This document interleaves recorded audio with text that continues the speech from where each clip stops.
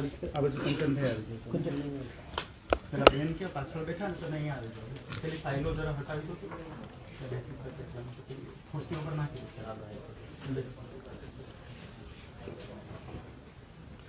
અત્યારે હાજર નથી મ્યુનિસિપલ કમિશનર દિલીપભાઈ. બરાબર, એમના જોડે મારે વાત થઈ. હવે આપ ડેપ્યુટી મ્યુનિસિપલ કમિશનર છો. અચ્છા, મારે એ પૂછવું છે કે આ ગેટ બંધ કચેરીના સમય દરમિયાન કેમ તમે આવેદનપત્ર આપ્યા હો તો આવેદનપત્ર આપો.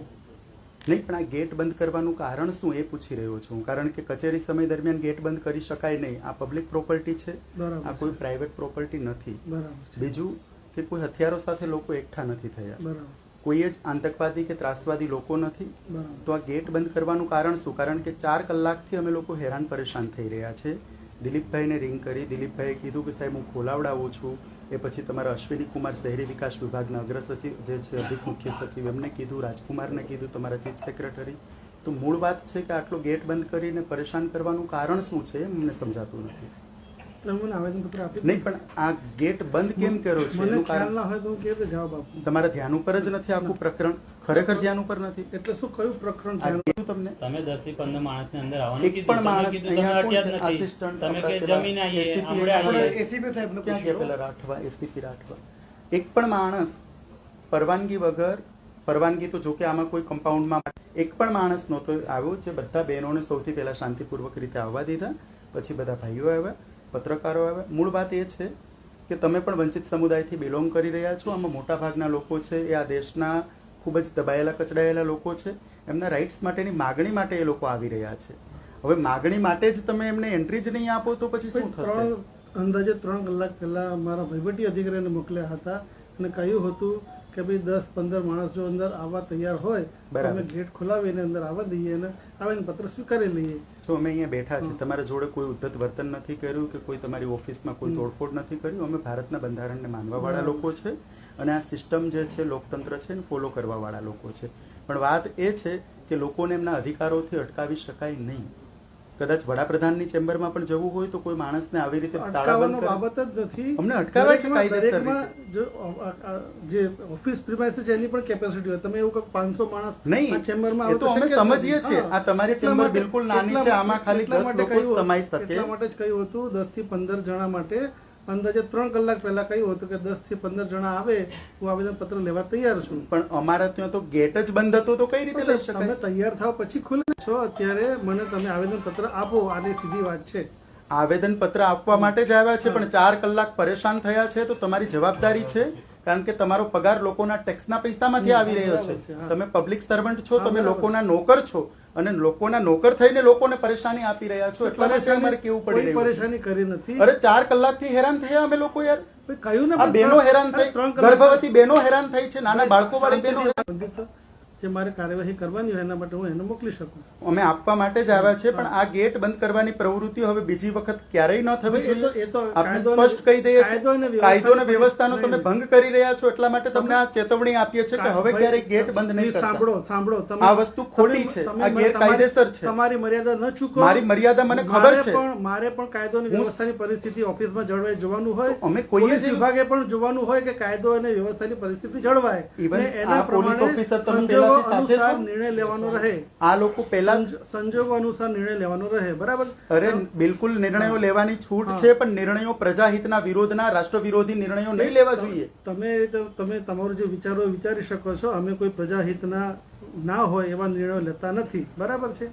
આ લોખંડની સાંકળ, આ કોઈ કઈ આતંકવાદી છે કે એના માટે લોખંડની સાંકળથી ગેટ બંધ કરી? તમે બધા અલગ પ્રકારના પ્રશ્નો પૂછશો નહીં મને. તમે અત્યારે આવેદન પ્રશ્નો એટલા માટે પૂછવા પડે કે you are responsible officer and that is why I am asking you. ખોટી રીતે પ્રશ્નો પૂછવા નહીં. You are responsible officer. ખોટી રીતે પ્રશ્નો પૂછવા નહીં પ્લીઝ. ખોટી રીતે નથી પૂછતો. તમે જવાબદાર પદાધિકારી છો અને તમારી ડ્યુટી છે જવાબ આપવો. દરેક પ્રશ્નનો જવાબ ના હોય. બરાબર છે? આ પ્રશ્ન છે કોઈ સામાન્ય પ્રશ્ન નથી. દરેક પ્રશ્નનો જવાબ લોકોને તમે અટકાવી રહ્યા છો. દરેક પ્રશ્નનો જવાબ ન હોય. સાંભળો પ્રજાપતિભાઈ, આડાઅવળા પ્રશ્નો પૂછો એટલે હું જવાબ આપવા આ પ્રશ્ન જવાબ આપવા માટે કેબિનેટ સેક્રેટરી ઇવન બંધાયેલા છે. તમે તો સિમ્પલ જીએસ અધિકારી છો. શાંતિથી વાત કરો. શાંતિથી જ વાત કરું છું અને હું કહું છું કે જે જવાબ સિમ્પલ રીતે જ વાત કરું છું. જવાબ આપવા માટે બંધાયેલો હોય શું જવાબ આપીશ. પણ આ ગેટ બંધ કરવાની પ્રવૃત્તિઓ સાંભળો પ્રજાપતિભાઈ, ક્યારેય ફ્યુચરની અંદર ફક્ત આ લોકો જ નહીં પણ કોઈના જોડે નહીં થવી જોઈએ. આ એ ખરેખર તમે ખોટું તમે છે. અમને સૂચના નહીં આપી શકો. અરે બિલકુલ આપી તમે શકીએ. નહીં, We are નહીં, citizen- નહીં, ભાઈ, એક એક જ મિનિટ ભાઈ. તમે અમને We are સૂચના citizen આપો. of India. નહીં, નહીં. અમે આપી શકીએ અમે અમારું સૂચના. કાયદાનું જે કાર્ય નથી કરવા- કરી રહ્યા એટલા માટે ભાઈ તમારું ધ્યાન દોરી રહ્યા આ છે. પદ્ધતિ નથી. તમે મને અરે અમે નહીં, ક્યાં કોઈ ગાળો બોલી રહ્યા છે અહીંયા ભાઈ, તમારી શાંતિથી વાત જોડે? કરો. અરે શાંતિથી તો વાત તમે મને છે. આવેદન પત્ર આપી દો. આવેદન પત્રમાં અમને કેમ રોક્યા છે 4 કલાકે? પ્રશ્ન કેમ ન પૂછીએ અમે એ સમજાવો.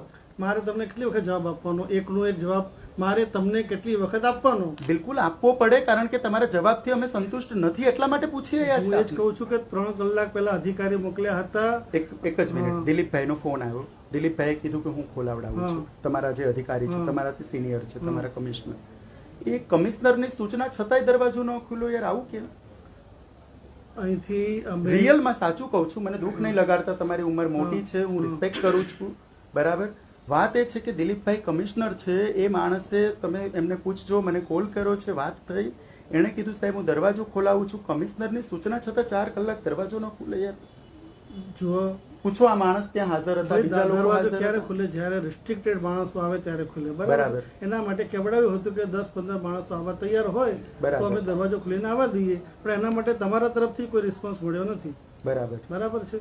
હવે અત્યારે કેમ અમે તો ફટાફટ આવી ગયા છે? હા, હવે તો મને એ સમજાવો. તમને લાગ્યું હશે કે હવે જો યોગ્ય ટાઈમ છે એટલે તમે આવ્યા એવું હશો. નથી, અમારા જોડે મેસેજ જ નહોતો પહોંચ્યો આપનો. હવે અમે તો એથી રૂબરૂ અધિકારી મૂક્યા. કોઈ નહીં. હવે સાંભળો, ખાસ જે અમારી મૂળ જે રજૂઆત જે છે, આ આવું ફરીથી ન બને એટલા માટે કે ભારતમાં કાયદો વ્યવસ્થા ભંગ ના થાય એ પ્રમાણે પ્રજાપતિ પૂરતી કાળજી મૂળ લેવામાં વાત એ આવશે. છે 23 થી 24 જે છે એ ભારતના તમામ લોકોને આર્થિક શોષણ સામેના રક્ષણ માટેનો અધિકાર આપી રહ્યું છે. તો એનો અમલ નથી થતો. ભારતના બંધારણના મૂળભૂત અધિકારોની વ્યાખ્યામાં આવે છે, આપને ખબર છે, આર્ટિકલ 23 અને 24. તો એનો અમલ કરવા બાબતેની રજૂઆત કરવા માટે અમે અહીંયા આવ્યા છે. બીજું લઘુત્તમ વેતનનું અહીંયા પાલન નથી થતું. આપના મહાનગર હમણાં શ્રમ વિભાગે 2023 માર્ચમાં એક લેટેસ્ટ પરિપત્ર દાખલ કર્યો. આમ છતાં પણ હજુ સુધી લઘુત્તમ વેતન આપના કક્ષાએથી કેમ મંજૂર નથી કરવામાં આવતું? લઘુત્તમ વેતન આપવામાં આવે છે, તેમ છતાં તમારા ધ્યાનમાં કોઈ